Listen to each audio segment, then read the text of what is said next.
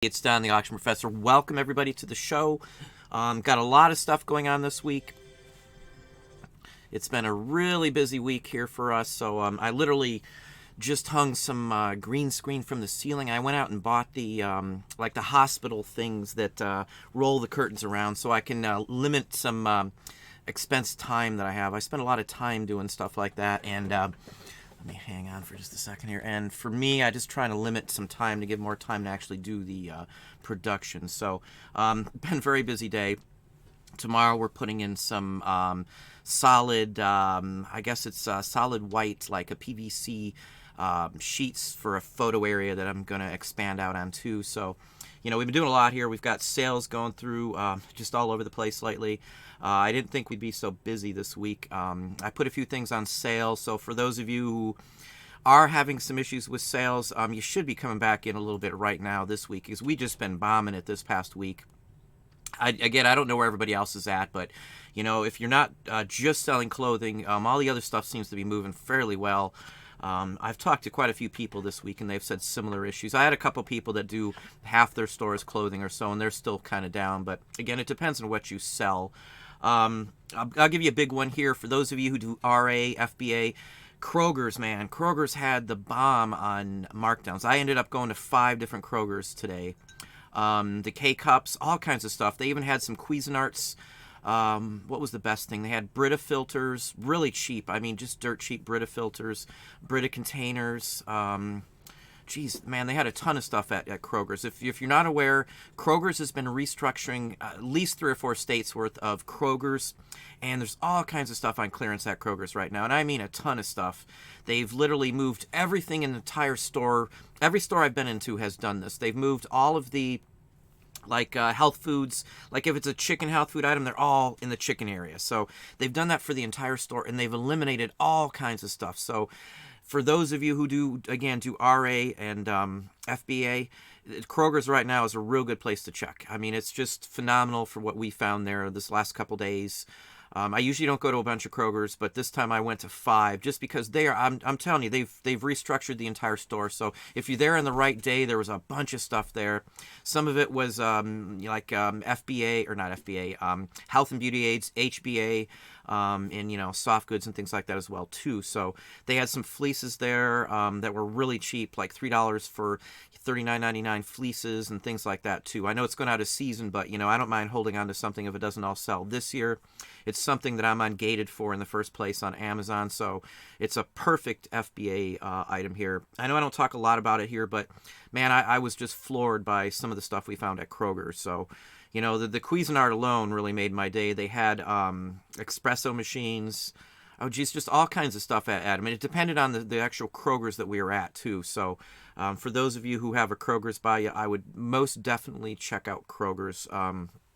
The wife went with me, too, because we had several carts when we left. So, and I usually don't get a whole cart at Kroger's other than right after fourth quarter for some of the nuts and things like that we buy from the bakeries and stuff. But I'm telling you, Kroger's this past week for RA was just the bomb. But enough on that. Let's see here. Had some news here. Let me just touch on one comment here. I'll get to some questions here. Well, before I get to the comment, I did throw out some wrenches to a few people today, just before the show. One of the other shows that I've chatted with and I talked to these guys, they're really good guys. He was bombarded by a group of trolls, so I just want to be ready. I've wanted to put some more in there before, so Carl is on here now. And I picked by length of time and things like that. I'm not trying to be discriminatory towards anybody. If somebody else wants a wrench and you've been on a while, and been a constant supporter, I don't mind doing that. I just want to make sure that we're not interfered with on the live show, just because it's information for everybody.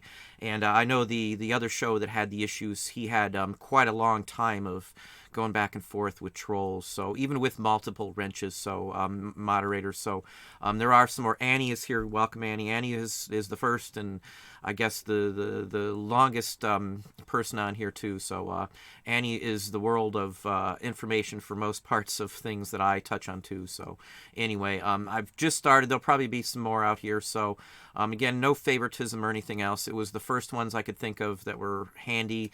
I had to even figure out how to get the wrenches again. It took me a minute to get Annie's on there a month or two ago when I put that on there. So anyway, the wife's got some things going on today, so she will not be with us today, unfortunately.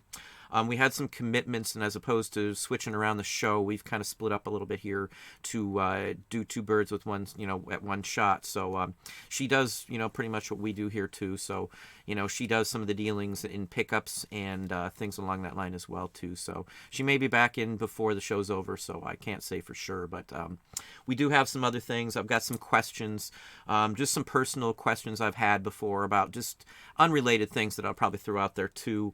Probably a few that might be surprise to some people. Other than that, I got a long list of stuff here, as I always do. Kroger's was the big one, though. Again, if you missed it just a few minutes ago, Kroger's is restructuring a ton of their stores, and the amount of stuff in clearance was just horrendous. Some of it was still fairly high, but there was a bunch of real good stuff there. They had some... like some energy supplements and stuff that goes for fairly high amount that I am ungated for too. So, it was a pretty good deal today and yesterday as well. As I said, I went to 5 Kroger. So let's see here. I've got some more videos coming up, obviously. I just posted a video on Patreon for those in Patreon. Let's see here. I've got the Christmas video coming up for the Christmas ornament. It's just about done. I just wanted to get some, as I said, I'm behind still, so I wanted to get some examples so you can see what the stuff actually sells for. And then I've got another video going up for Patreon. Let's see here. I will probably be on another channel on Sunday morning, but I will just want to run it by them one more time to make sure everything's good on that. It's the Bearded Picker Show. I've talked with them for quite some time now. They're really good guys. His wife just got the last chemo that she had to have. So, we were happy to see news for him that was really good. So I know he had a special show on, and I didn't want to interrupt on anything they had going this week or anything. And our week's been just, as I said, off the chain for stuff going on this week. I haven't even turned on anything. It's been fixing stuff, lining up stuff for photos, getting another photo booth set up. Oh yeah, I bought another picker that I know. Well, he's not really a picker; he's a seller. I don't really buy from him very much, but he's moving to Florida. I bought out some of his inventory, so I might be showing you guys a whole bunch of stuff. I got a 14-foot panel truck that we're filling up, and that's probably what it's going to fill up with. It's a ton of stuff. I don't even know what's all in it, but I trust the guy very, very, very much. We know some of the same people, and he's related to the family in some aspect, so he's a distant cousin. So, I trust the guy. I spent some money on this guy. I helped him out a little bit too, so I'll probably show some oddball items here.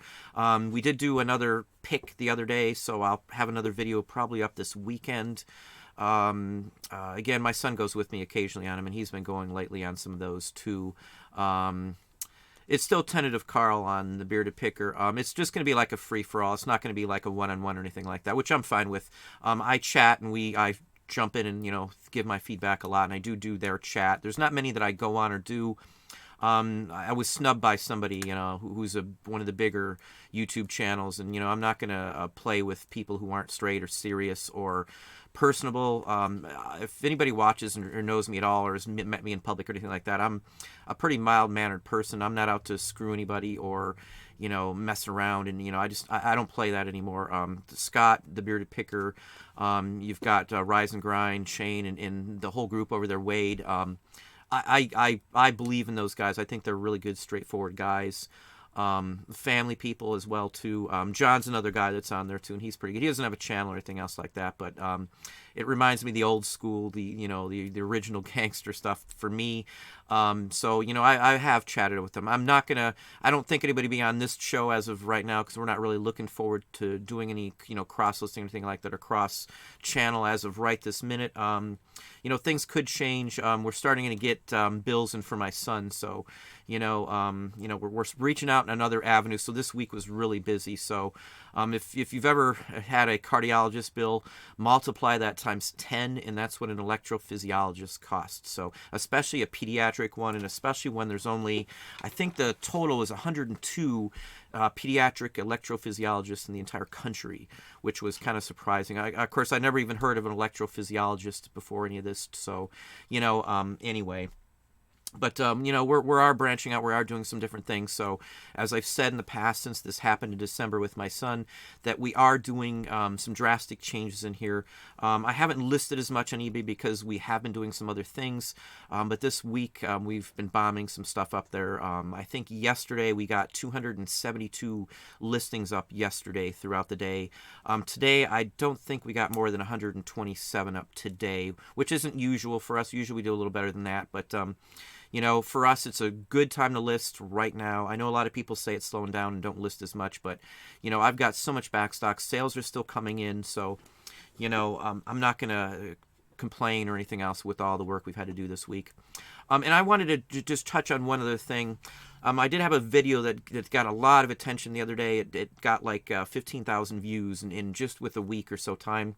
And it was discussing return policies. I'm going to throw this one out there. I know a lot of people were leaving some really horrible comments over this one. I got a ton of bad feedback and some really nasty troll messages on this one. It was the first one I really got some bombardment on. But I'm just going to throw this out there.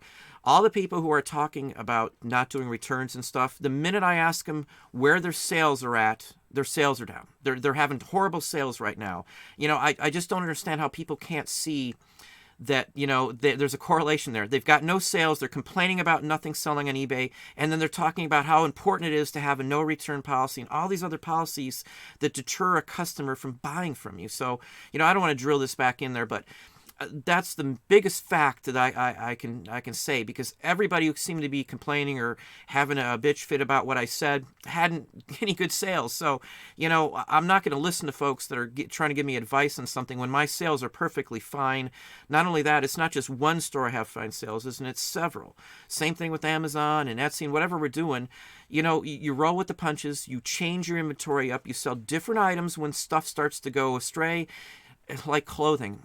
For those of you, and I know there's quite a few that are on right now that have started to switch up and diversify your store, everybody I know that's selling mostly clothing is having issues. And a lot of them don't have return policies. And the biggest complaint I see is that people rent the clothing. I don't see that's the issue. I just think people just don't understand how any of this works. They don't pay enough attention. They don't read all the information. Just like the people who are selling, there's a lot of people who don't have a clue on how to do so many things. And I'm not trying to complain or say that's bad, because there's a lot of stuff I didn't know how to do when I started on there, but some of it's basic stuff. So if you don't know it and you're selling on it, don't expect the folks to do it.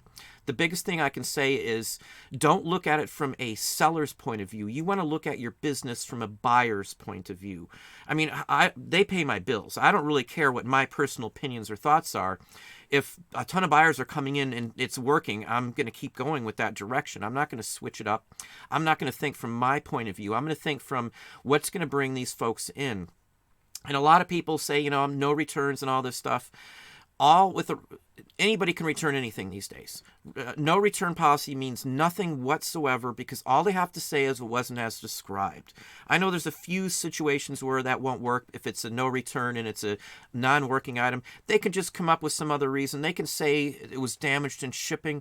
They could break it and then return it. So it's your item, and that way if they don't want it, they're going to get their money back. If somebody wants to screw you over or con you, they're going to do it. It doesn't matter whether you have a return policy or not. So, and I know the rental thing, again, I don't think that's the issue, honestly.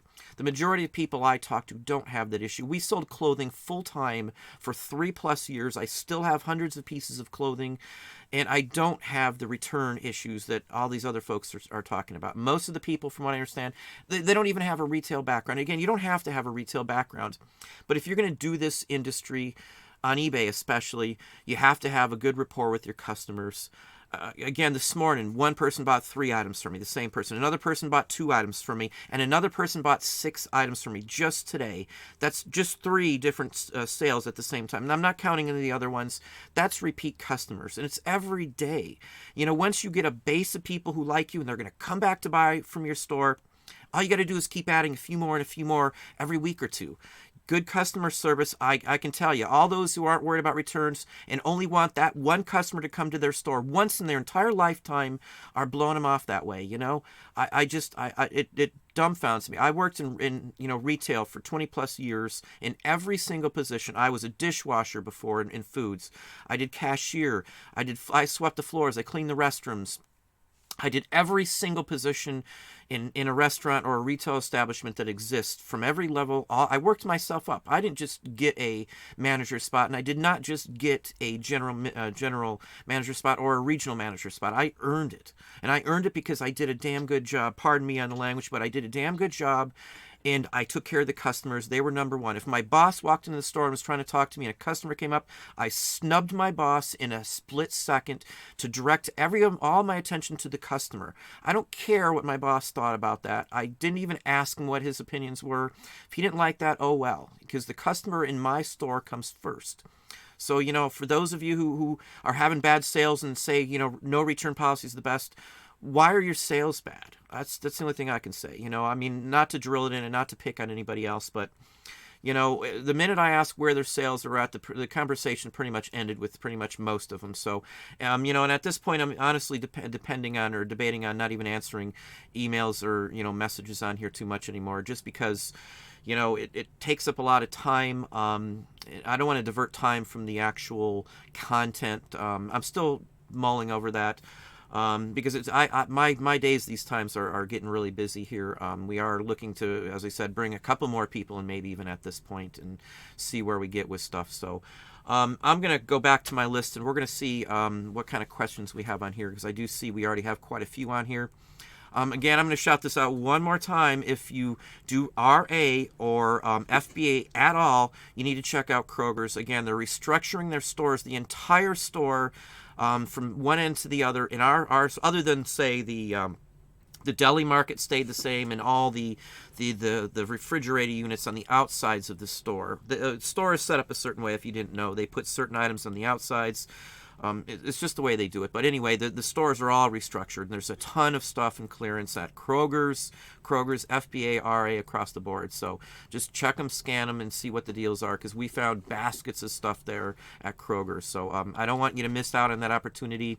If you wait more than a day or two longer, chances are there's not going to be much left.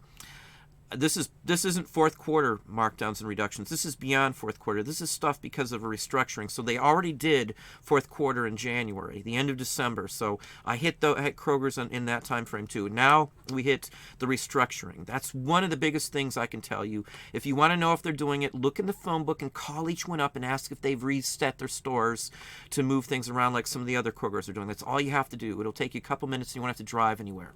I've talked to 4 different people in several different states, and they all had the same situation, like the K-Cups and all this stuff. It's all quick money to Amazon FBA. We got, I think 26 of the K-Cups, the nice ones too, the Keurigs. And this is like the third batch of these we got. They're already in a box, ready to go in the morning to FBA. So, it's a real easy one to get ungated in if you've been selling on Amazon. Even for a few months, they've been pretty generous from what I understand. I can't do some brands, but the Keurig ones, I got pretty much open access to it. So anyway, I had a FBA going in 2 days ago that we just finished getting ready for, and then another one, the ones we just got. So who knows, maybe tomorrow I might hit a couple other stores, so just FYI. Let me pop back up here. For those of you who didn't know, I did hand out some wrenches. I'm just trying to cover for some things. In fact, there's another person I think I was going to give her. Landshark Picker is got his own channel too. Those guys are really good. I'm going to throw him a wrench. He does have his own channel, as I said, and they do good contact. RA, a lot of people do as well too. So FBA is the bomb. If you're unaware. For me, I show a lot of collectibles, which is the areas that I love the most, but that's a minority of my business. I know some people might think that's a little odd because I don't show it, but again, if you show all the cards in your hand, I'm not going to be able to do anything with my hand because everybody's going to know what I got, and they're going to be able to do and replicate what I do.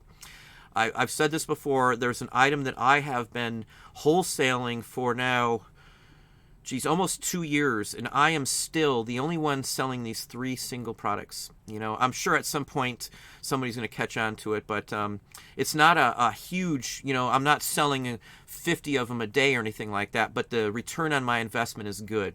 Like the Kroger's deal, I'm not making a ton of money on each one, but 3 to say $14 or so on average is my profit margin on each item that I got from Kroger. So you multiply that times 50, that's where I'm making my money at, and it's not a huge ordeal of time. Kroger's now, for this reset they did, all of their merchandise is sitting by the front entrance now. They're trying to blow it out quick. So, and if you see and you're going to buy some stuff, ask to talk to the manager at Kroger's, because Kroger's will work with you. I promise you. Everyone I went into gave me a deal if I bought a whole bunch of stuff, especially when it was a whole basket of the same item. I got them all way cheaper, half of what their markdown was on some of the items. So, if you look at it and you can maybe make $1 or $2, you buy them all, and there's, say, 50 or 60 of the filters or the high-energy pills or any of the supplements or anything like that they had in there, and they still have 6-8 months on them, you can get them even cheaper than that. And that's literally what I've hit. And a lot of people don't mess with the grocery stores for RA. I hit them all the time. I gave up on Target, as if you saw the video. I don't mess with Target, and there's a couple other ones I don't mess with. But Kroger's and the grocery stores around here have been very good. And in fact, around here, there is a auction of food. It's a wholesale auction. I can get wholesale invoices for food. I don't need them, but that'll get you in some other areas, believe it or not. So, because you can claim it as an HBA, which is health and beauty aids, or non-foods. Hub and non-foods used to be a department in a lot of grocery stores, if you're unaware of that. So anyway, this week was a lot of RA. If you're unaware, I do have an Instagram. I'm going to post little clips when I'm out RA in there. And I do have some short 1-minute lessons for Instagram going to be going up. This week's just been hectic as can be. As I said, I've got a ton of hauls. I got some more 78s, which I wanted to put together a video on 78s, but man, I've got a lot, and with everything going on, I just haven't had a chance. So anyway, let's go back up and see what we got on some questions up here. Where are we at? I'm already behind, it looks like. Rainy in Arizona. It is rainy here as well, too, Treasure Experts. Carl scored some black and white photos at a live auction for next to nothing. I'm telling you, the photo-wise, average photo price I get is $10. Average price I pay for a photo is pennies. I'm talking pennies when I buy it in big bulk at a sale. And then you got a boatload of Marks figures. As long as they're marked Marks on the bottom, you're scoring. Most Marks figures are worth $1 at least minimum a piece. Everyone.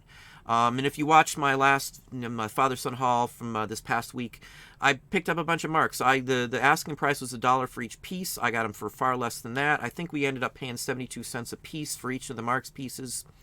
Average price and return on almost anything Marks that I get is around $4 profit on most things I get on Marks wise. Even if I have to put them together in a lot or work out the deals, $4 a piece profit times, say, about 70 Marks figures this week. So, just in Marks, I make a couple $100 a week on a good week. And this is going to lead me right into another question and comment I had. People were surprised that in the north, in Ohio, in the middle of winter, they have flea markets. Not only do they have flea markets, there's quite a few flea markets. You just have to look outside the box to find these places. There are tons of stuff you can do in the winter up north. Wherever you're at, I don't care where you're at. If you're in Philadelphia, Chicago, wherever you go, and I've been to them in Chicago in the middle of winter recently. Same thing with like Philly or DC or New York. There are winter flea markets. They're all indoors. Most of them are held at like the county rec center or fairgrounds or something along that line. Most of them have big buildings, and most of them have them that way. In fact, there's another one I'm going to that's a large regional one here.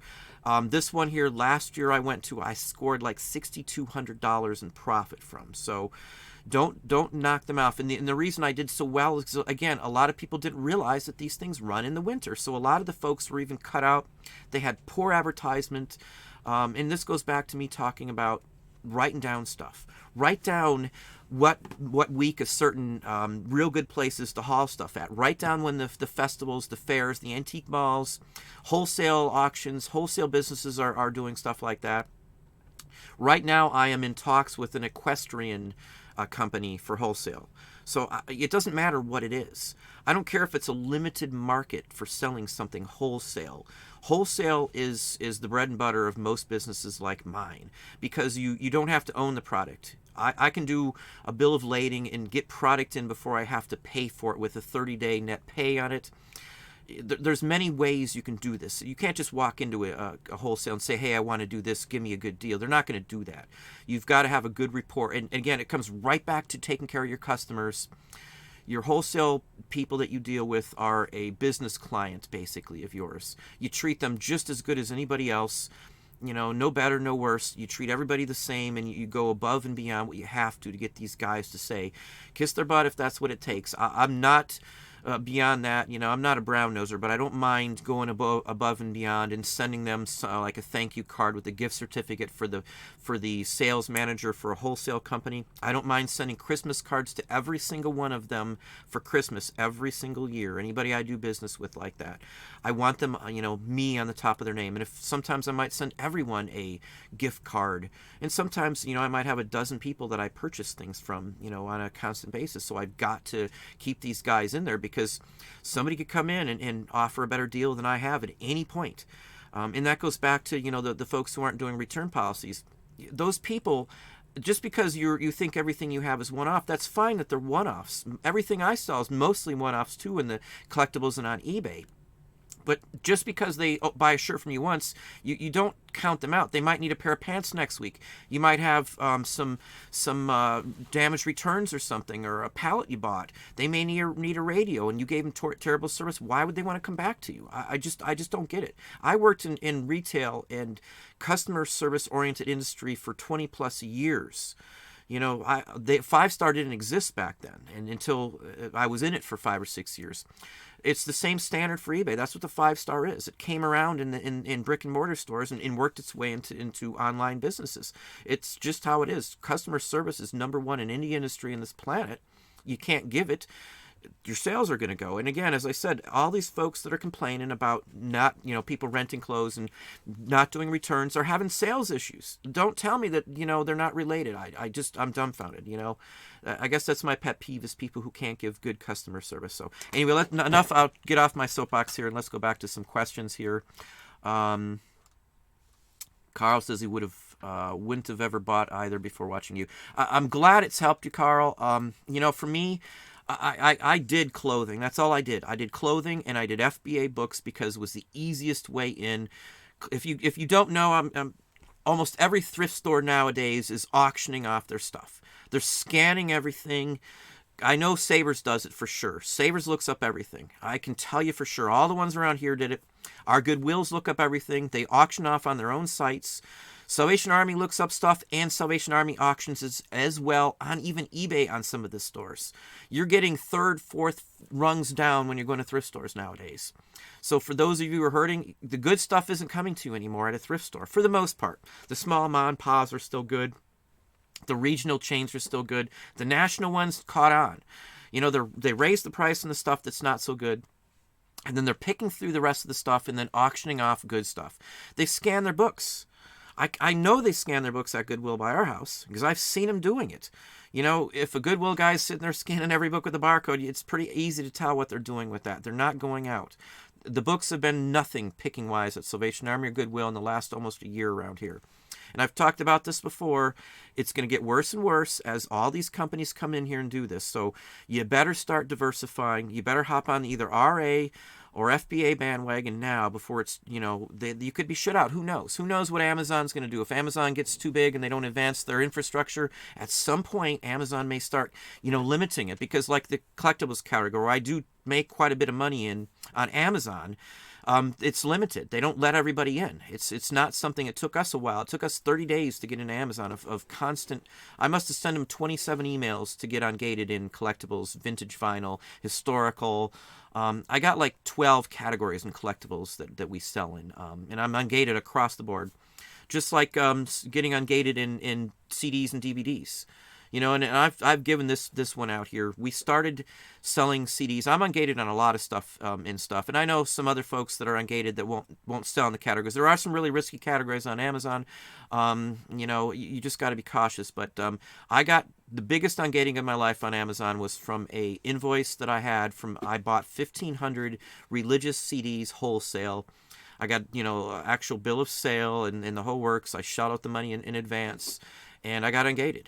And ever since then, I have not had an issue because I still buy wholesale. If I have an issue, I don't mind investing in a wholesale lot, even if I don't make a ton of money. If I'm making 40 or 50 cents on the wholesale deal to get the ungating, I'm happy with that, because then I can send in all the CDs, all the DVDs I want, because I'm ungated. It's worth me wasting, say, $500.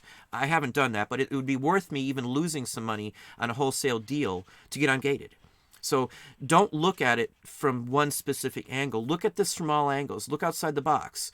You could invest some money into buying something that may not be a huge profit margin for you. You're going to get most of your money back, but you might lose a little bit. But then again, you're getting ungated and you can sell everything else you want in that category. They don't just ungate you for religious CDs. You're ungated in CDs. You're ungated in DVDs, because there's a ton of religious DVDs out there too. We actually are lucky enough that we have a couple religious radio stations and some churches that actually broadcast and have a very large audience, and I'm able to go in. I grew up with a guitarist from one of the local churches around here that does this, and I have an in on that. Use some of your contacts. You're blowing it if you're not expanding your business. The amount of complaints I get from people when I say customer service and all this other stuff is just horrendous. And again, as I said, most of these people just have terrible sales right now. I'm sorry, but I'm not going to think of that as anything else other than they're not willing to step out of the box and expand their business. They're not willing to look at other categories. They're not going to expand it. They're not going to do any well. They're not broadcasting out. They're not diversifying. That's just so important. But let me, again, get off my high horse. Let's go back up here. Duncan VR, I do have some photos of some of the Australian states. I wish I could swing around here, but I will have some stamp photos up here. I already took them. It's just this week's just been horrendously off the chain. Welcome, Black Crystal Dice. Welcome, Tara. Tony's back in here, too. I got Kathy Steele, and, of course, I've already called out Annie. Southwest Iron, Just Me, Kathy. Let's see here. Time management. How do you get everything done? My time always runs out. Great sales this week. Busy days, no rest. Yeah, it's time-wise, I'm always out of time. I always try to get something ready. I wanted to do another background and have another thumbnail and a bunch of stuff for today, but as I said, my hospital curtain slider for the ceiling came in, and I was just desperate to get that up. It allows me to do stuff in several areas where I had no way to hang curtains. I know a lot of people don't care if they show this clutter in the back and stuff. I just want to clean up the content here, not having any distracting factors and things in the video. So anyway. Yeah, busy-wise. Duncan's busy, too. I mean, it just depends on what you're selling. I can't state that enough. If you diversify what you're selling, see what sells out. People tell me that it's off season. It's after fourth quarter. Everything dies off. My first quarter is about as busy as my fourth quarter because of what I sell. I switch up what we do. So, if you're selling the same thing all year round, you have no winter difference, no summer difference. You got to look into that, because every retail establishment or store in the country that I know of resets yearly. I mean, most of them have a 4-season and 8-seasonal shift, spring, summer, winter, fall. They'll have Valentine's Day resets, Halloween resets. These are all things that you got to think about when you're doing this. So time management wise, I never have enough time in the day. If I could clone myself like in Multiplicity, I probably would. Just because, I wished I had some more help to get some of these other things out here that I have to go and drive and do. So I'm going to just throw a couple lighter notes on here. I was talking about TV shows and things that I watch with a couple subscribers. We had a couple chats going on. And I got a good laugh out of this, and they got a real good laugh out of the one show I watched. I'm an MTV child. I grew up when MTV was out, when you had to go and call and say you want your MTV for your local cable carrier to take it. I'm going to just shout out a couple shows I watch. My number one show I watch is Shark Tank. I watch it religiously every single week. I know some of it's set up, but I still like Mr. Wonderful. I like the attitude. I like his straightforwardness. A couple other shows I watch Hell's Kitchen religiously. I know it's kind of set up too, but I worked in food, so I do like some of the food shows. And the surprising one that people laugh when I say, I've watched the real MTV's The Challenge for years. I've watched it since day one. It's been on for like 30 some odd years. I've watched every single season, every single episode of The Real World, or what I guess it's just called The Challenge. They've got another season that's out now. It's on episode 3, comes out. I think it's out today. So I'm just going to give you that. I know that just seems kind of odd. People were surprised when I said that, but I grew up watching the show. They used to film Jackass right where we lived, and they used to do all those water scenes on Lake Windermere in Florida, if you know where that's at. And then they used to do a lot of stuff in Orlando. So I've been a big fan of the show. We've met most of the people. We've been in the audience and stuff when they've done stuff before. So we're big on MTV. That's about the only one off MTV that I watch. But those are some of the shows that we watch quite often. I don't watch much other TV. I guess MTV is more of an entertainment. I wouldn't hang out with most of the people that are on there, truthfully, but I do get a real good kick out of it. Johnny Bananas and the whole works, and Wes and the whole works. So, I'm just going to call it out there. I know it may seem a little odd, but you got to vent out and just have some kind of just stupid fun somewhere. So, that's just what I do occasionally. So, and I curse loud music. So anyway, I just wanted to put that out there. Hey, Thrift Shop Hustler, how you doing? He's got a channel out there as well, too. I've talked to him off here quite a few times, too. So if you get a chance, check him out, too. Welcome, Thomas. You're in Ohio, too. I am in Ohio as well. Let's see, John Hoffman. Since you're in Ohio, are you Guided by Voice? Guided by Voices fan. I don't know what Guided by Voices is. No idea. Welcome, Susan. As I said, Landshark is a good guy. Let's see here. Welcome, Michelle. Scott. Yeah, I got some new backgrounds here. Some really nice ones, actually. I just haven't had a chance to mess around with them. Yeah, as of right now, I am off Thursday or Sunday, and I think he said Sunday's his next show. I could have been on, I think Wednesdays or Tuesday's show, but I had just had so much going on. I didn't even get a chance to get back in touch with him. But I really like Scott. I mean, everybody on that show is really good. Scott just reminds me of a cousin of ours, just FYI. I've got a cousin, Billy, and he strikes me as Billy's sense of humor, like something awful. Let's see here. Thanks, Carl. Southwest Iron. Let's see here. He's still got issues, my son, Susan. He can't eat quite a few dairy issues. He's had to miss another day of school this week. He missed one last week. He's been averaging a day off a week lately. We actually had to have a discussion with teachers and see if they can alter his schedule a little bit just because of his scheduling issue. And we're still waiting on answers because they can't. They have no answers on why all of a sudden he can't. His diet needs have changed drastically too. So it's more than just the heart related issue. The last heart test came out at 78% of the time. His beats were doubled. So if he has ventricular bigeminy, if you're not aware of that, it's where the heart beats more times than it's supposed to. And if they're beating, so for every, let's put it this way, 3 out of 4 beats of a regular person's heartbeat, he's beaten 3 more beats. So he's beaten 7 for every 4 that you beat. That's basically the gist of it. So it overworks the heart, and they've got to do certain things and stuff like that. So. Anyway, I don't want to go on that too much, but I appreciate the thoughts. Welcome, Big Drift. Big Drift, let me know if you've come up with any of the answers on a couple of those, and if you've talked to any of the folks that I recommended you on that one too, if you would. Just because I want to see where we're at on that too. Train Watcher Don, welcome. Good first name. It looks like you've got Don as well. Susan Martins, best resource for pricing trade cards. If you get stumped on one, you can post a picture of it in my Facebook group. The last one I went to, the last thrifting haul I went to with my son, the one we just posted up, I think I got a link down to it down in the description area, or not description, the comment area for this live show. I saw, and I'm not going to exaggerate, I saw probably 500 decent Victorian trade cards at the flea market that we were at. At least 500. One booth had maybe 100 or so on her own. On her own. There was 2 more booths that had quite a few, and they ranged in price from say $1 to $7. And if you wanted to sit there and look up comps, now I know the price on those, so I bought the ones that were worth it. I didn't show you every single thing I got there, but if you can look up some of these. I mean, you can do comps. Like around here, I know it's going to show up. Lion Coffee is a Wilson Spice company. It's a big Toledo company.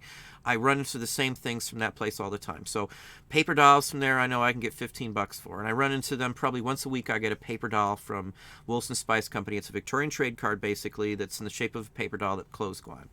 And I know if I see it for $1 or $2, I'm going to buy it. eBay is probably the best source for it. Once you've done this for a long time, for the most part, I use my own pricing for my own auction sales, not auction, I should say, but my own bin sales to price my own stuff.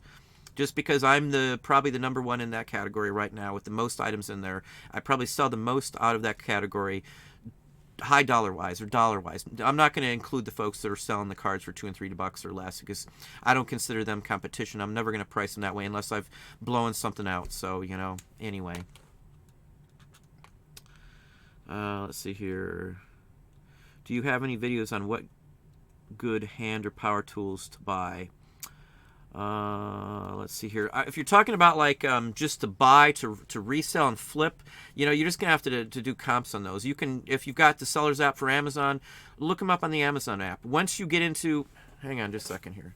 Let's just, I probably don't even have a box here to show you, but just a second. Let me see if I can show you the Amazon app here without showing you my personal stuff. Let me see here. Give me just a second, folks. Hang on just a second. I wish I had an item I could scan here real quick. Hang on. Let me grab an item. I can scan something for you. Okay, now I've showed these. We get these wholesale. They're Sony. They're decent. They sell like $50 or so. I get these in wholesale if I buy a large chunk of them. But you can literally scan an item on Amazon for pricing. I'm sure people have shown you these before, but we're gonna just sit here and scan something. Okay, it's just gonna come up on. Hopefully you can see that. It's just gonna come up on your seller app here. You're just gonna highlight in on it. And then once you click on the item, if there's a bunch of items, make sure you pick the right one. They can see this? A little higher?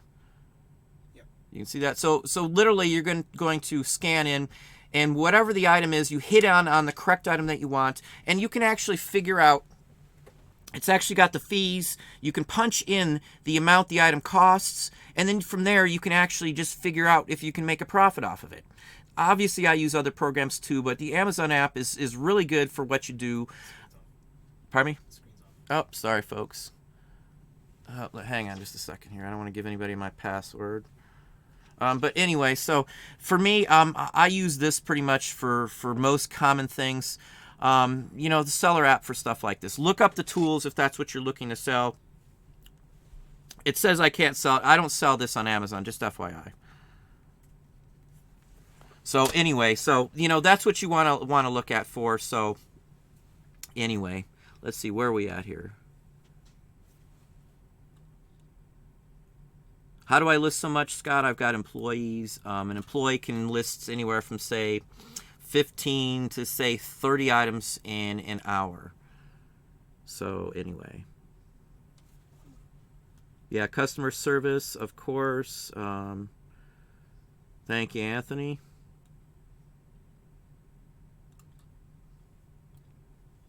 Let's see here. I do 60-day free returns. I never had a return. My sales are great. Yeah, I do returns 30 days, free returns.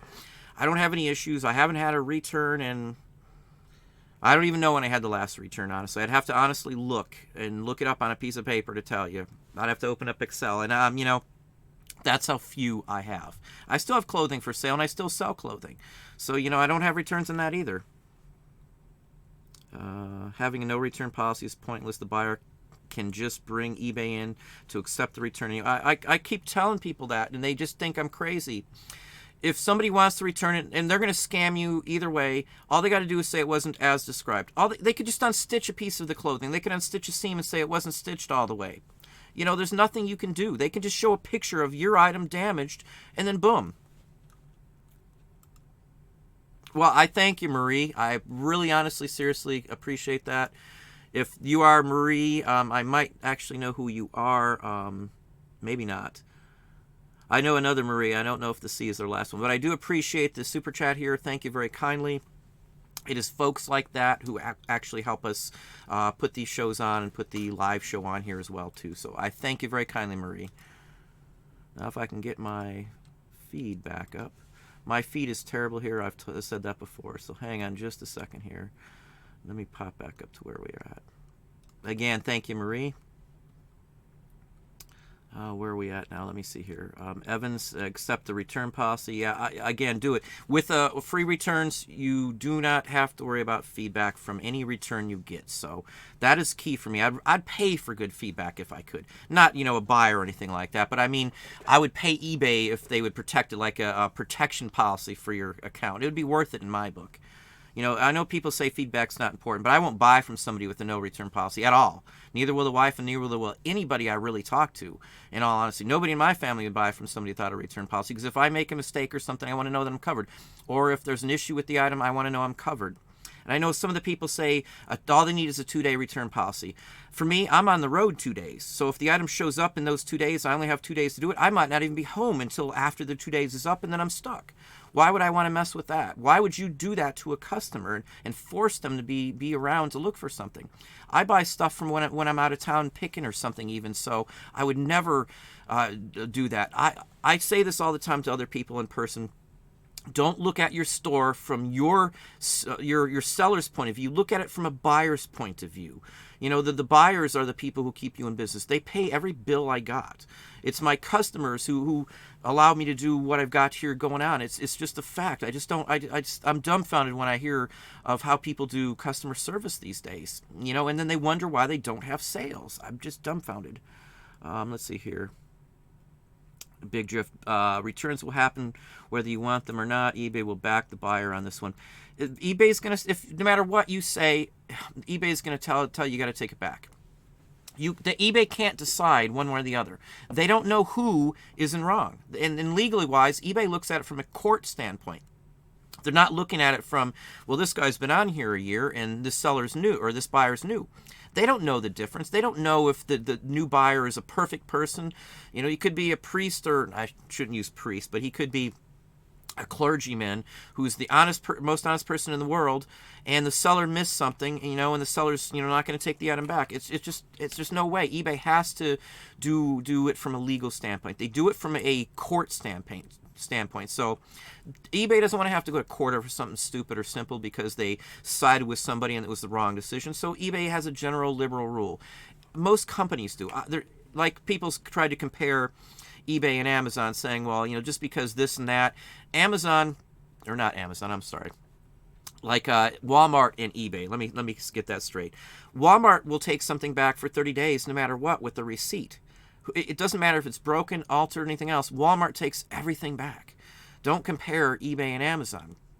Yeah, sure, you don't have to pay for some of the eBay things right away in my store, and then with Walmart you do, but I don't care. I get more return customer business than pretty much anybody else I know across the board. And I sell all kinds of one-offs religiously. That's pretty much what I sell. I just sell in categories that I have a ton of that same category, so I know those folks are coming back. And even if it was such an oddball item, I still wouldn't risk it. I would still want that person taking a chance and coming back to my store because I've got so many items. It's just a no-brainer. That's the biggest thing I say, going from a retail 20-year in a customer-driven industry to here. This is still customer-driven. I have over 1,500 things to list and struggling with finding the time. Got to travel next week too, so going into vacay mode for 5 days. Yeah, your sales will take a little hit on that. Just FYI, obviously. What I usually do when I'm going on vacation, or I've got somebody here to watch it. Ian actually was gracious enough to run the business here for us while we were gone. But in other situations, I've actually, like if we had an emergency, I'll turn it on before I get back. We usually travel on the weekends, so I can turn on eBay again on Friday evening. And even if I'm not back till Monday or Sunday night, I still have it running for 3 more days while I was gone still. And I'm still able to converse, accept offers and stuff, from the road. The phone app's just awesome, so, I don't list from the phone app, so I know if people are going to say the phone app's awful, I never list from the phone app. If I'm traveling on the road, I've got laptops with me. I've got, a scanner with me if I'm doing a lot of paper hauls, or if I'm doing FBA or something, I'll bring boxes with me, and stuff like that too. So, anyway.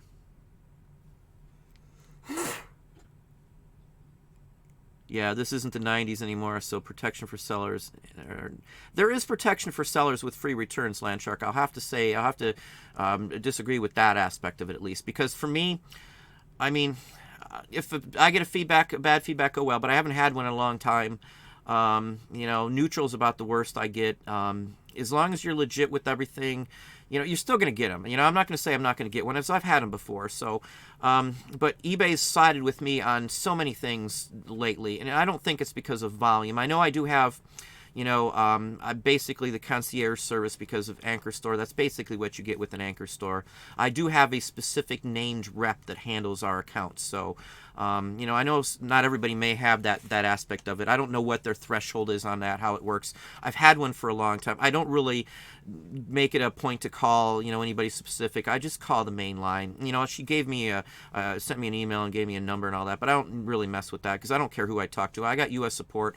I can't think of a time in the last year or two that I've had any issues with U.S. support. Prior to, Anchor Stores, the overseas support was horrid at one time. I've heard it's gotten much better. But again, I don't talk to anybody out of the country for eBay just because of the Anchor Store. Thank you, Tess. Let's see here. Thank you, Scott. I'm okay taking returns as long as the buyer pays the return shipping. If the buyer pays your shipping, just me, Kathy, they can leave you negative feedback no matter what. And if it's not as described, the buyer ain't going to pay shipping. You're going to pay shipping no matter what. It doesn't matter what you say or your policies are. If they claim it wasn't as described, you pay the shipping returns no matter what. And then you're going to have an unhappy customer, in my personal opinion. I just did the 30-day shipping, free shipping, and return shipping, and just was done with it. I'm not going to tell you what you should or shouldn't do for your business. I know a lot of people in clothing say don't do it, but I did it in clothing. I've done it for a long time, and I don't have those issues. I take photos, a ton of photos when I have most of my clothing. I know some of the stuff I have up now I don't because we've been pulling down most of the clothing. But when I do photos for clothing, I turn everything inside out. I take a 6 views. I take it from both sides, the front, the back, and then inside out a couple shots too. I show close-ups on the labels. I list, dimensions on what's that's the best bet to do it. So it still doesn't mean you're going to get not going to get any returns. We buy clothing offline, and I understand, the fact that sometimes the clothing isn't fitting well as they should. And another issue that we ran into now with my wife buying a couple shirts for herself, people will put the clothing on a mannequin, and then they're going to stretch it around the mannequin to make it look better.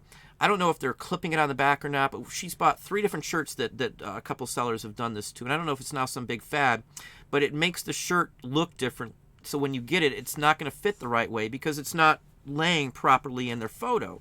That drives me nuts and stuff like that a little bit too. So, because I do buy some clothing offline. Like some people who lay the clothing down flat, it's hard to get a judge on how it's going to look on you. So, I never like to return something unless there's an issue. But occasionally, these last couple times, the clothing has been misleading photos. I mean, they're more interested in selling it.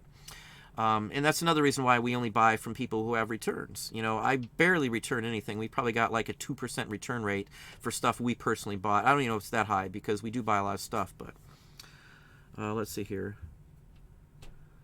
Tess. Do you like antiques, RA, or making your own merchandise better? I love antiques, so I would probably be into antiques even if I didn't sell them. I do like doing my own stuff better for like my postcards. And I don't want to just glorify my stuff or anything like that. But we found something that actually works for us. I'm not like the best artist in the world.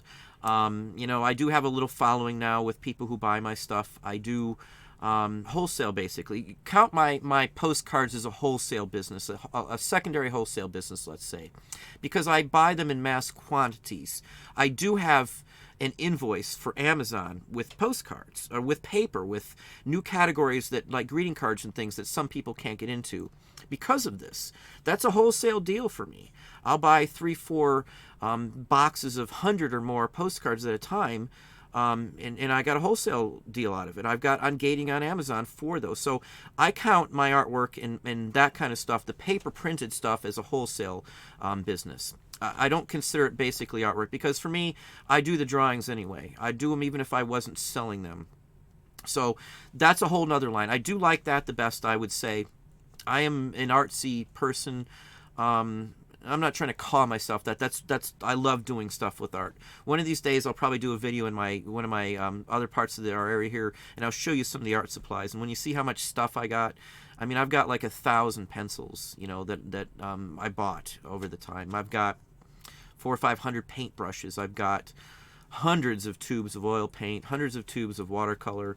I'm into art and painting, so to be able to do that as a wholesale basis is awesome. And for me, I do Amazon B2B. I do business to business on Amazon, and I can sell advertising postcards to other businesses from Amazon without having to deal with selling them one-off. So just because I don't show you things like that, don't discount that type of business, because I do stuff like that. I started off in art doing postcards for local businesses, for Halloween treats and for advertisements. I risked and lost money here and there until I figured out what worked. I would design stuff for local businesses without, telling them or even talking to them, and then go in there. Businesses that are more on the artsy side and do events and stuff. And, 75-80% of the time I sold it right off on the spot. I was done. I got all my money back and made a huge profit the day I got the merchandise in. So, you can do that in wholesale all the time. It doesn't have to be anything specific. I mean, anything can sell these days. People just think it's crazy, some of the stuff that you can sell. But, I'm never surprised anymore at all at what sells on eBay or Amazon across the board. Let me get to some more questions. I don't want to be long-winded and miss a whole bunch on here. Yeah, black crystal service does matter. Hang on, my feed just bounced again. Let me pull back up here. Yeah, I apologize, folks. I've said this before. We're out in the country, and my chat drops off on my screen. So I am trying to find out where I am at, and I'm going to have to catch back up here. Where are we at? Hang on, folks. Just another second here. Okay, Carl, I got a few military uniforms, 2 with great patches, 5 full uniforms for 10. 1 is ROTC. ROTC isn't a big seller, though, just FYI. But the other 4 are worth at least 40 each. Uniforms always sell, especially complete ones. You're welcome, Carl. Yeah, you don't. eBay says if it's an item not as described, you have to take it back. They're not going to give you an option.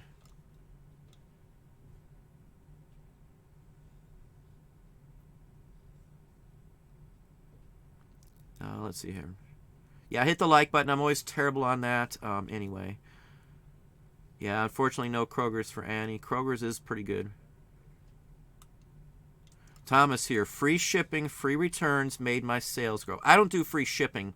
That is a by category one. If I had to do clothing again, I would have to do free shipping, in my opinion, at the way everybody else is going. Because I'd be the only one not doing free shipping, and I just wouldn't have sales. In a flooded category, as I said, you can't do what I do for the most part with charging for shipping. But charging on collectibles, vintage, all that kind of stuff I do fine on. I charge for video games and the whole works, too. Alex doesn't have them there either. None in PA either. Yeah, Kroger's, they extreme coupon too. Sometimes they'll double it. You can download coupons for onto your app too from your phone too. Aaron, just FYI, I gave you a moderator here. I did give out a few moderators. I do appreciate you and support as well too. Again, I picked a few moderators. Nothing personal, and I didn't try to pick. I just picked the first few that came in when I was trying to sort through, just to be safe here as well too. Yeah, I don't do promoted listings very often at all. I only do the sales. Can you request ungating from the seller app? I have the actual full web on my phone, so that's where I do it. I don't believe you can from the seller app. I've never even paid attention to that. I haven't had to been ungated in a long time, and last time I did it, I did like geez, I sent in a whole bunch all at once, like 7 or 8 different items or categories that I got ungated. I didn't get ungated in them all. I got 6 out of 7. Let's see here. Let me pop down a little bit and catch up on the questions. Can you ask to be ungated on FBA for restricted bands and categories you're already ungated in? Annie, if you scan an item in the store, I usually just like save it like I want to list it. It adds it to my inventory, and then you can actually go home and see at that point. Or if you don't, if you don't have it on your phone, if you have it on your phone, literally open up the actual main sellers app, like the website itself, and you can literally just scan it right there. You already have the item in your inventory, so you can just go from there and then request to sell in this category. It's going to tell you restrictions apply. You click the restrictions apply. It's either going to tell you you're okay to sell it or apply for selling. I can't remember what the wording is on it. I mean, I just went and scanned something today to be ungated on in as well. You can't miss it, though. Literally, once you scan it, listing restrictions, click on the listing restrictions, and then whatever that button says, and I'm brain dead on what it says right now, but there's just one button to click. Obviously, if you click listing restrictions and it says sell your item, you're already ungated.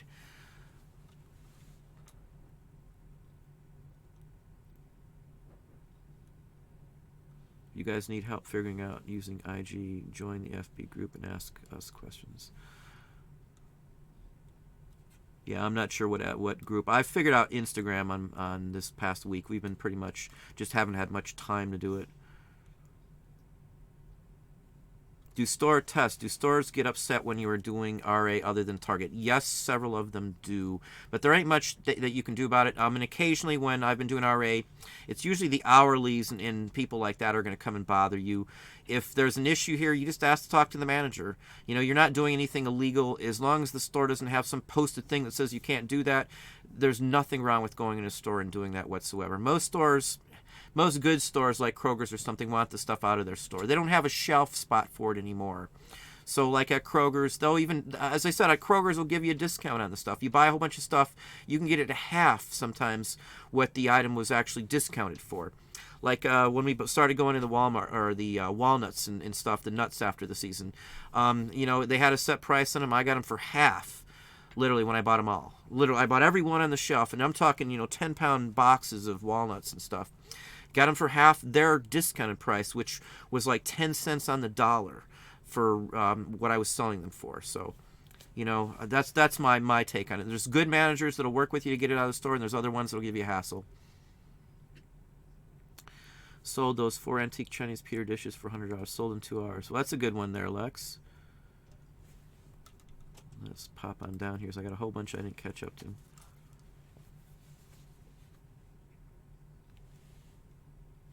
Let's see here. Yeah, we're running down in time. Let me pop down here.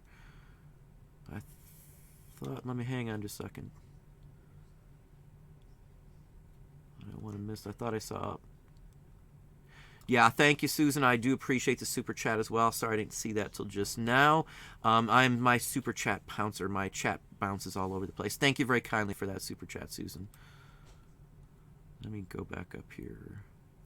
Yeah, again, my feed's just terrible. Let me pop down so we can get some more questions in here. Most of the time I'm getting ungated from the actual, I think all the time I'm getting ungated. I think you have to go to the actual site. But again, I have it on my phone. Just download the Chrome app for your phone. And then you can open up anything you want. I mean, my phone has a ton of memory and a ton of computing power. So don't be chintzy on a phone for what you're doing on here. I don't do Apple products, but, I don't mind spending, $800 or $1,000 on a good phone because I use it, for scanning. So let's see here. Yeah, Duncan right here. I don't hope if I missed you, you can just pop it back up again there.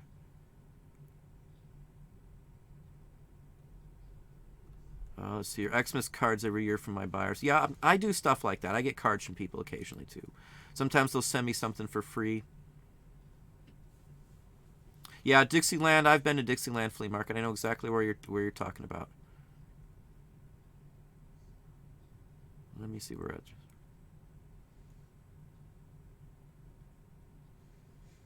Yeah, customer service is number one. No doubt about that, Carl. How you doing, Veranda Files? Yeah, Sam, Dallas. Gift cards for wholesale deals. One thing I learned, I don't know how many people know this. I've talked about it occasionally here. For almost 8 years, I was a wholesale general manager. I ran a wholesale business. So I have wholesale business experience way before, Amazon and all this other stuff. I did wholesale. I supplied Washington, Virginia, and Maryland stores for an entire company, for a whole region. That's what I did for wholesale. So when I did everything you can imagine, I did foods and dry goods and hard goods, smalls, the whole works. We not only did we provide it, we procured it, we processed it. In cases of some of the food, we actually, cooked and did finished products as well. We had major, $60,000 vacuum sealers and stuff like that. So I know wholesale, every aspect of wholesale. I know what to say. I know how to get that deal in there. Sweet talking these folks, sometimes you might have to, put yourself out there a little bit. Sometimes you might have to put a deposit down. You're not going to be able to go in there as a wholesale person and demand pretty much anything. You're going to be at the will of what the folks are. But once you're nice to them, you pop in and see what's going on. You see, hey, what's going on today? Give them a friendly call and see where things are going. If you're selling a bunch, let them know what's going on. Ask them if they've got any other products. You're going to run into some issues with wholesale, but if you're friendly to these folks, you knock on enough doors, you're going to get one of those wholesale people that are going to sell you a good cutthroat deal on something just to get it out of their warehouse. Wholesalers buy stuff, on the spur of things too. So they might end up with 10,000 of something that they don't have a venue to sell on because they got a big group deal. Or some of the items I've gotten for wholesale, let's just put it this way. Some of the items I've gotten for wholesale, somebody else was supposed to take them. The order fell through. The company had an issue. So now I'm their bonus plan here, or their secondary plan. They'll give me a little better deal than this guy already had to get it off their plate. They've got money invested in this. The deal fell through. The company couldn't fork over the money. Sales are bad, or whatever the case may be. There are many avenues to get wholesale. Wholesale is probably the best bet for getting in good, because wholesale sells all the time. Now, you can do wholesale where you don't even have to purchase the product. You can wholesale where you purchase the product, you box it up, and then you mail it off to FBA. I mean, there's so many other ways to do it. You don't have to have the product in-house to sell it. You don't even have to pay for the product in advance. I can have product already in Amazon's warehouse, already be accepted, gone through the 2 weeks it takes sometimes to get the product, in your account and ready to sell. And not even have paid for it. I could have sold some of the items, even half the items, even enough to pay for the entire purchase before my bill is even due. Obviously, I didn't do this starting off. It's taken us years to get this way, but that's your best bet. Shell out the money. Well, not really shell out the money, I should say, but you're going to have to shell out the money starting off into it, I guess, is the point. We risked it. We shelled out a couple $1,000 in it, and we took a chance. I mean, I'm not telling you that that's what you should do, because it depends on your own business, where you're at, what kind of money you have. Can you afford to float $2,000 or $5,000 for a huge, massive purchase? I mean, that's the key. Some people can and some people can't. We're cheap. I don't spend money on stuff I don't need. I don't go buy a flashy car. I'll just have the body work done, or the engine rebuilt, or whatever the case may be. It's cheaper in the long run. It's a business expense, and off I go. At least on my work vehicles and stuff. Let's see here. I just don't understand Amazon. Amazon's easier to list an item than it is on eBay. I can tell you right now. It's just a fact. But, there's some other aspects of Amazon. You don't want to break the rules on Amazon. It's just with Amazon, I can just take my little scanner over there. Boom. I scan it. Sell similar. All I got to do is upload. If the picture's already there like a book, I'm listing an Amazon book in, I don't know, a few moments, 20, 30 seconds. You can list a book on Amazon. It's literally that quick. Facebook Marketplace, I have had no luck. Salvation Armor is great for books here. I have 3 I go to and pull 10, 20 books each time I go. Yeah, ours scans them all. Depends on their city, I guess. I'm sure they'll all get around to it. Ungated, you have to apply. Some categories, the only way you're going to get ungated is if you have an invoice or you have a letter from that actual manufacturer or the company that actually makes the products that says you can sell their product. Those are the only two ways for many categories. We're grandfathered into a couple categories that some people can't sell, and just because we've been on Amazon for like 10 years or something, but it's very rare to have stuff like that. Here's a question. How do you... Thrift Daddy. Does FBA request invoices on a surprise basis? Yes, they can. They can determine that, hey, maybe you shouldn't have been ungated in the first place, and you'll get a request for invoices to continue selling in a category. Sometimes, if you've sold on Amazon for a while, they'll just ungate you without, going into too much detail, and then maybe later on will come to realize, hey, maybe we shouldn't have ungated you. They'll request the invoices. When you can't supply the invoices, you better get the items down, is my best guess for you on that one. Yeah, that goes back to it again. Even if you are ungated, you can get gated again. I can tell you that right now. When I first got ungated, they said you'd be ungated for 6 months at a time, and then they would determine it from there. That's literally what it said. And I even saved a screenshot of that when we first got ungated the first time. Just because I was so happy to get ungated. And I've never had it happen, though. We've been ungated for, years now on many categories. So, but that's what they'll tell you. If you're not doing good or you're not selling many items, they could just block you. It's just not worth their hassle to mess with you. Susan says great inferior buys, paper buys, basically, on Facebook auctions. Not around here, they're not. I haven't found any. Well, the last 4 record bunches on there, they were just other dealers selling the stuff and acting like they weren't. 2 of them I ended up going to. The other ones finally fessed up after 3 or 4 emails and trying to get them and to figure out, what the deal was. And they said, well, somebody else looked at them, but they didn't get any and all this other stuff. As soon as they tell me that, they're just dealers trying to blow them out. I haven't had any luck. It's mostly people like me that are selling stuff around here locally on there. And I don't mess with, too much other than that. I haven't had much luck at all, especially buying. I put a few things up for sale, but I just haven't had much luck. I sell so much on eBay. I mean, I gave up Poshmark just because it wasn't worth the extra time, because I do so much better money on eBay without any hassle. I have no learning curve, no nothing to worry about. I'm just going to add to what I got on eBay and keep going because it's still going up. So let's see here. Milk cap sell-through rate means nothing to me. I could care less what the sell-through rate is on collectibles and vintage at all. It means nothing. I look at my bottom line. If I sell $1,000 a day, I'm taking home 80% of that on average. That's my percentage margin on that. That's after fees. That's my net. That's after everything is said and done. I take home on average 80% of every dollar I sell from. So, I don't worry about, selling a specific amount of items at all, especially an overall sell-through rate. It means nothing. So, I could sell an item for $1,000 today and it would throw off everything. So it just doesn't matter to me at all. For people that sell what I do, the sell-through rate means nothing. And people tell you that's not true, but I don't care what the sell-through rate is. If I'm doing $1,000 a day every day of the week, I could care less how many items I'm selling. It's the amount that I sell. I've got a lot of, $50, $60. I want to say my average selling price is like $47.50 right now across the board in the store I share with you. I'm pretty darn sure that's what it is because, again, I sell items for hundreds of dollars all the time. So, the other store, it's even higher than that just because we sell some higher end stuff like some records and stuff that go for some insane amount of money. And I sold some electronics, wholesale deals and stuff like that too. So those are really easy higher dollar flips on them. Baron Harley Davidson's belt buckle with Thunder Steel engine. I also purchased the HD leather belt. Harley stuff sells very well. I just had a video on that. If you're not familiar, look up Harley stuff. Yeah, Lex is talking about the Harley. Yeah, I do have a video just on Harley. I was in a bad accident in, 90, I think it was, on a 90 or a 89 Softail Springer that I was on. Yeah, Shark Tank is a good one.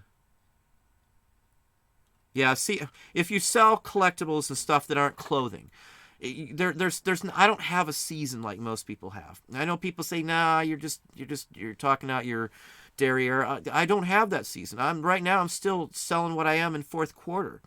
Last year I actually increased in February and March. It's a given in some places.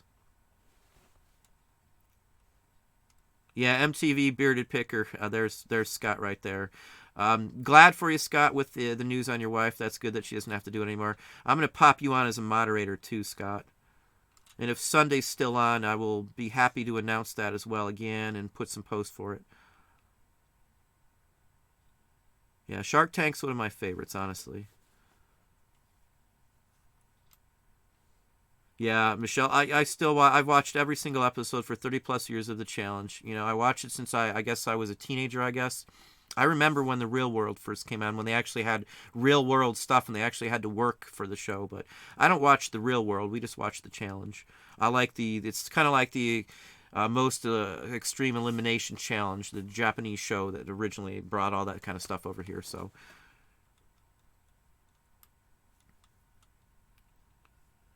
Let's see. Grace and Frankie. I do not know what that is. Yeah, I have not seen The Prophet.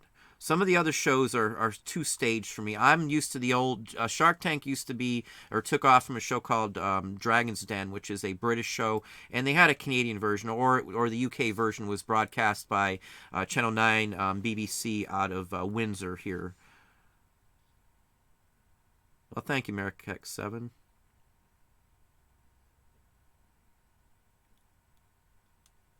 Let me see where we're at. I had eBay hold my money at least 3 times this year, and most recently for $1,200. Do you have this happen? Are you saying eBay is holding it, or do you mean PayPal? PayPal holds it when you're new selling, or they used to. I don't know what PayPal does. No, I haven't had a hold on anything. I can get paid on Amazon the same day I get the money. I know, and that's something that's a carryover. Most people can't get paid every day on Amazon. I haven't been held on anything. Once I went to transfer money from my PayPal to my bank account, and it was for a lot of money. It was like $4,700 I was transferring out, and they held it up for 24 hours for whatever reason. I wasn't worried, on the deal. I didn't even bother calling them. I didn't really care because I didn't really need the money at the time. But that's the only hold or anything I've had on PayPal, and as long as I can remember. I can't even tell you when the last time I had a hold on any account anywhere is, at all, honestly. I would give them a call if it's eBay doing it. I'm surprised because it's PayPal would have your money, but well, thank you, Susan. Us Dons must stick together. Well, thanks, Train Watcher Don. Hello, Swamp Picker.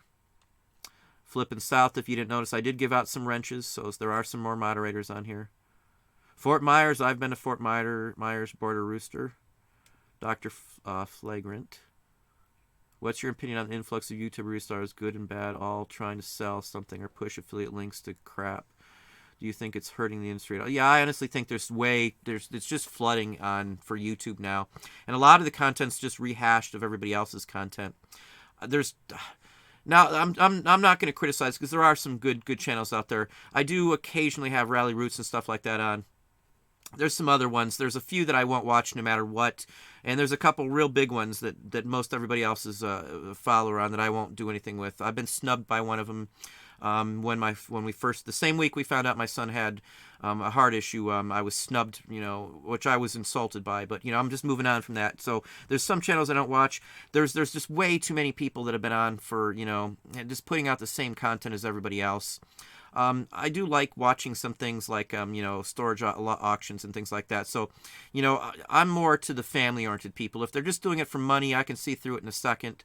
I watch Wade's Ventures, and I've been on his show, and I'm not trying to preach it because of I was on his show. I watched him and seen his stuff before I was even on it, before I even knew who Wade was, and I appreciated the fact that he's a family man and has kids. Those are the ones that I'm going to talk to and deal with. If somebody's going to be more interested in bragging about how many subscribers they have, they've got 70,000, 80,000, whatever the case may be, that's not impressive to me at all. I would rather take my time and get people who want to watch my channel. There's as I said, I have been hit up by one of the biggest ones out there. And I'm not upset at all that I'm not going to go on his channel. I would never go on it at this point just because of what he did and how he did it with my son issue and stuff. But, if you're only in it to sell me something, I don't want anything. And if I have to go on your show and I have to promote your show, a concession to be on your show. I don't want to do that. And somebody telling me that, I've got so many subscribers. Your subscriber count means nothing to me overall. It's how many people are watching your videos. Because there's somebody who had, at the time, it was, like 80 times, well, not 80, maybe like 40 times the amount of subscribers I had, mind you. But he was only getting 2 or 3 times the amount of views as me. So, I'd rather have people who want to watch my show, and if it takes me longer to get it, that's fine.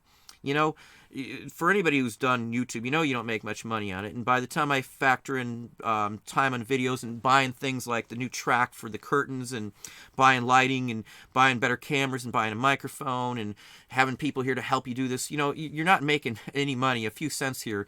I do have affiliate links down there, so I have them down there. But for me, the affiliate links that I have, honest to God, unlike most of the people, are things that I actually use. I didn't pick the most expensive item to give you the affiliate link so I can get more money out of them. I can probably show you in a matter of moments pretty much every item that's on my affiliate links that I'm using. Like the microphone or my camera or my tape dispensers. You see the same tape dispensers I use, the tape I use. I don't give you a link unless I actually use it. I don't recommend anything unless I've been on it or I use it. It's just, I'm not that way. I'm not going to sit here. I half the time I even forget to tell you to click the like button or subscribe or anything like that, because that's not the concern of me. I'm more interested in the content and the material. So, I don't, the market's flooded on YouTube. I just have to say that. There's just no doubt about it. Everybody sees somebody and they think they're making all this money. They think it's easy. I post at least one video every day for, I haven't even been out a year now. I think it's like, I think March maybe was the first video of last year I put on. So 10 months, 9 months or whatever, I put a video on every single day. Some days I put 2 videos up. It's a lot of work besides the other stuff I do. So, I like it. It's a conversation piece. I don't have a lot of people locally. I'm not great. I don't like talking in front of big groups of people these days. And I don't like being around a lot of people up close. I get claustrophobic and, people these days, I don't know. Anyway, let's go on from here. Let's get some more questions. Anyone recommend Poshmark for clothing? I know people who love Poshmark, but I'm not one of them. Yeah, Ohio, I can get a lot of wholesale up here in Ohio. Let me see let me get to some clothes. Yeah, PayPal, Geezer Man. I'm sure that's what Aaron was referring to. Yeah, Poshmark. I have heard that mostly ladies' clothes that sell on Poshmark. That's from what my personal experience on there. I know they're branching out and stuff, but Poshmark's going to have their same shaky starts and shaky advances, just like eBay did. I can pretty much tell you. Yeah, I know Poshmark has some better things to it for the most part, but I do so much better on eBay that I just don't want to rock my boat. Oh, Aaron's a 20-year seller. No offense, Aaron. Wasn't trying to insinuate anything. So you're a 20-year seller and they still hold. I would definitely call and see. Maybe it was the person you sold it to was maybe an issue with it. So I would check into that, because maybe some of the purchase was a questionable purchase. Look on your PayPal and see if they flagged it or gave you a notice or anything on it. Usually you have an open case or something like that going. I've never seen anything else other than that. Let me see. Hang on. Disney Family 515. Welcome.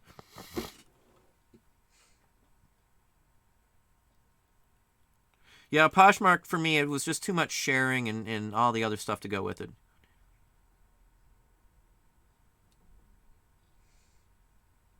Yeah, Annie's right there too. It's quantity. It just wasn't for me. I didn't want to take any more time out. I've got a working plan that's doing what we need to. I don't have any money issues or anything like that. So for me, I'm not interested in wasting time on another platform when what I'm doing isn't geared towards clothing anymore. Again, once I went into going into collectibles and other areas, clothing started to die off. And the minute I started doing wholesale, I have no interest to sit there and take photographs of clothing. The collectibles and stuff I sell is so easy to list and to deal with. Why would I mess with clothing when wholesale's taken over my clothing? Let's just put it that way. Wholesale and RA is my clothing. I don't need clothing anymore. RA is so much easier. I don't have to handle my products. I put them in a box. I never see them again unless they're returned, or I'm going to pull them out of inventory and have them trash them or something. I don't have to deal with them. Wholesale, I get the products, I spend a day or so shipping them out, and then I don't have to deal with those either. It's a no-brainer. So then the rest of my time is done on stuff like this. So let's say 48% of my business is selling collectibles. So that takes up more of my time than the other 52% of my business. So that's the time factor that I have to wave into there, if that makes any sense to anybody.